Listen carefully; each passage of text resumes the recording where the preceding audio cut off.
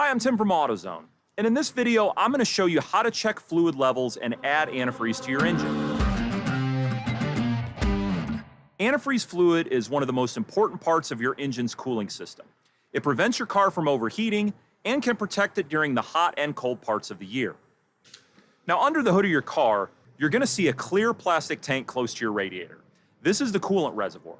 Some older vehicles might not have one, and if you can't find yours, look in your owner's manual. After waiting for your car to cool down and making sure your vehicle is on ground level, take a close look at the reservoir before opening it. Antifreeze comes in a variety of colors like red, blue, yellow, traditional green, but if your coolant is clear, rust-colored, or has something floating in it, this is indicative of a problem. If you're unsure, stop by your local AutoZone. The side of the reservoir is going to have a minimum and maximum mark, and the fluid level should be in between them. If your level is below the min mark, you're going to need to top it off with more fluid. If it's above the max mark, you're going to need to drain some fluid out of the reservoir or radiator with a fluid extractor. Before opening the tank, make sure that the cap is not hot to the touch. Now, even if it's cool, make sure to loosen the cap a little bit at a time to let off any excess pressure.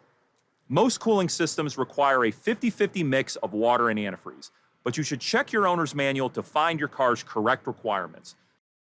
When mixing, you should make sure to use distilled water, not tap water. After double checking the min and max marks, fill the tank close to the max mark. Use a funnel to prevent any spillage.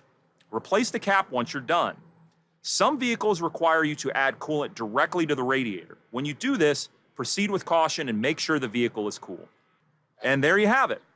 If you're unsure about something, stop by your local AutoZone where there's always an AutoZoner standing by to help you.